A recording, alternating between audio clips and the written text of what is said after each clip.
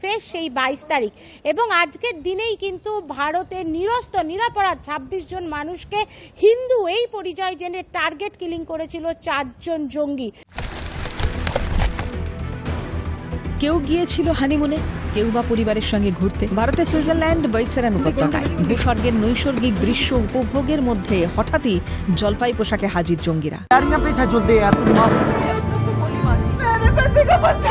ধর্ম জিজ্ঞেস করে হত্যা করা হয় 26 জন নিরীহ পর্যটককে। মুছে গেল সিঁদুর। স্নোফলের জায়গায় ভূস্বর্গের মাটি ভিজল চোখের জলে।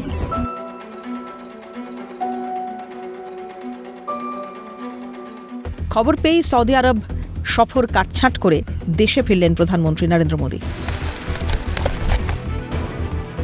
পাকিস্তানের মদতপুষ্ট জঙ্গি সংগঠনের হামলার পর থেকেই ক্ষোভে ফুঁসছিল গোটা দেশ, চাইছিল বদলা। হামলার পরের দিন কূটনৈতিক পথে প্রথম প্রত্যাঘাত করল নয়াদিল্লি, স্থগিত করে দিল সিন্ধু জলবন্টন চুক্তি। নির্দিষ্ট সময় বেঁধে দিয়ে ভারতে আসা পাক নাগরিকদের পাকিস্তানে ফিরে যেতে বলল। একইভাবে পাকিস্তানে থাকা ভারতীয় নাগরিকদেরও দেশে ফিরতে বলল। এর মধ্যেই কাশ্মীরের উধমপুরে জঙ্গি অনুপ্রবেশের খবর পেয়ে অভিযান চালায় বাহিনী। তল্লাশি অভিযানের মধ্যেই গুলির লড়াই, শহীদ নদিয়ার বীর সন্তান ঝন্টু আলী শেখ। ঘটনাচক্রে এই দিনই পহেলগাঁওয়ে জঙ্গি হামলা নিয়ে প্রথমবার মুখ খুললেন প্রধানমন্ত্রী নরেন্দ্র মোদী। বিহারের মধুবনীতে সরকারি এক অনুষ্ঠানে যোগ দিয়ে বুঝিয়ে দিলেন, নিহতদের ন্যায় বিচার দিতে সরকার চেষ্টার কোনো খামতি রাখবে না, উপযুক্ত জবাব দেওয়া হবে। এদিকে ভারত সিন্ধু জলবন্টন চুক্তি স্থগিত করে দেওয়ার পাল্টা জবাব কূটনৈতিক পথে দিল পাকিস্তান, স্থগিত করে দিল সিমলা চুক্তি। এরপর থেকে ভারত পাকিস্তান দ্বিপাক্ষিক সম্পর্ক একদিকে ক্রমশ অবনতি হয়েছে, অন্যদিকে উত্তেজনা বেড়েছে সীমান্তে। সংঘর্ষ বিরতি ভেঙে লাগাতার গোলা গুলি বর্ষণ চালিয়েছে পাকিস্তান, জবাব দিয়েছে ভারতও।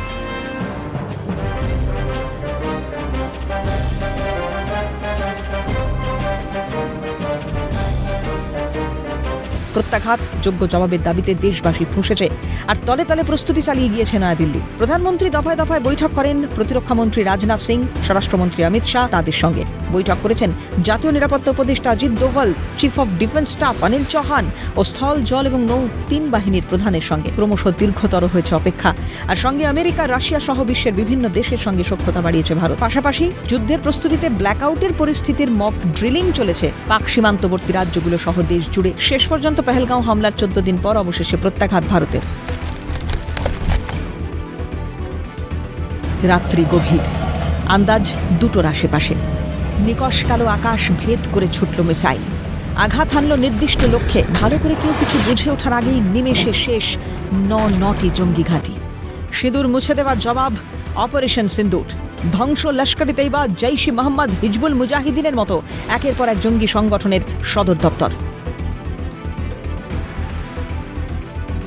বরাত জোরে প্রাণে বাঁচল মাসুদ আজহার, কিন্তু খতম তার পুরো পরিবার। রাত 2:30 নাগাদ পাক প্রধানমন্ত্রী শাহবাজ শরীফকে ফোন করে ভারতের হামলার কথা জানায় পাক সেনাপ্রধান আসিম মুনির। ভারতের হঠাৎ প্রত্যাঘাতে কার্যত দিশেহারা পাকিস্তান।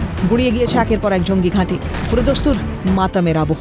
এর মধ্যেই প্রকাশ্যে এলো নিকেশ হওয়া জঙ্গিদের দেহ মোড়া পাক জাতীয় পতাকায়। জঙ্গিদের শহীদ সম্মান পাক প্রশাসনের, সেখানেও হাজির হাফিজ সৈয়দের ডান হাত হাফিজ আব্দুর রউফ।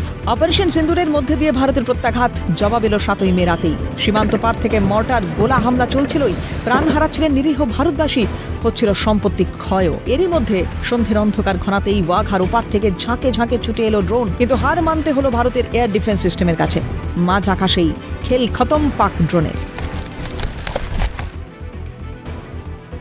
সকাল থেকে সংঘর্ষ বিরতি লঙ্ঘন করে লাগাতার গোলাবর্ষণ পাক রেঞ্জার্সের। সন্ধ্যের অন্ধকার নামতেই ফের ড্রোন হামলা। এর মধ্যে পাকিস্তানকে যোগ্য জবাব দিল নয়াদিল্লি, ধ্বংস করে দিল পাকিস্তানের এয়ার ডিফেন্স সিস্টেম। পাল্টা পাকিস্তানও টার্গেট করেছিল ভারতের আকাশ প্রতিরক্ষা ব্যবস্থা, কিন্তু লাভের লাভ কিছুই হয়নি। ফলে আছড়ে পড়ার আগেই আকাশে শেষ পাক ড্রোন। এর মধ্যেই সীমান্ত পার থেকে পাক রেঞ্জার্সের গুলিবর্ষণ, আর সেই সুযোগ কাজে লাগিয়ে জৈশ জঙ্গিদের ভারতে অনুপ্রবেশের চেষ্টা। ঠিক সময় নজরে আসায় গুলির লড়াই, নিকেশ 7 জৈশ জঙ্গি। ওই দিন রাতেও চলল পাক হানা, জবাব দিল ভারতীয় সেনাও। রবিবারও খুব একটা বদল হলো না পরিস্থিতির। সকাল থেকে লাগাতার গুলি পাক বাহিনীর, যোগ্য জবাব ভারতের। পরিস্থিতি স্থিমিত হলো দুপুরের পর। সংঘর্ষ বিরতির প্রস্তাব দিয়ে বিকেল 3:25 নাগাদ পাক ডিজিএমও ফোন করলেন ভারতীয় কাউন্টার পার্টকে। দুপক্ষের সম্মতির ভিত্তিতে অবশেষে সংঘর্ষ বিরতি। এর মধ্যে টুইট আমেরিকার প্রেসিডেন্ট ডোনাল্ড ট্রাম্পের, দাবি করলেন ভারত পাক সংঘাতের বাতাবরণে পরমাণু যুদ্ধ তিনি আটকেছেন। যদিও সংঘর্ষ বিরতি হওয়ার পর 10ই মে রাতেই ফের ড্রোন দেখা যায় ভারত পাক সীমান্তবর্তী এলাকার আকাশে। এর মধ্যে পাকচর সন্দেহে গ্রেপ্তার হরিয়ানার ইউটিউবার জ্যোতি মালহোত্রা। তারপর থেকে দেশ জুড়ে গ্রেপ্তার একের পর এক পাক গুপ্তচর। নয়া ভারতের এমন ভূমিকা বুঝিয়ে দিল বন্ধুর সঙ্গে বন্ধুত্ব আর শান্ত ভারত প্রয়োজনে ঘরে ঢুকেও মারতে পারে শত্রুকে। পাকিস্তানকে সবক শেখানো, পাকিস্তানকে শাস্তি দেওয়া, সেটা ইতিমধ্যেই করে ফেলেছে ভারত। নিউ দিল্লি থেকে ইন্দ্রাণী দাশগুপ্তর রিপোর্ট, ক্যালকাটা নিউজ।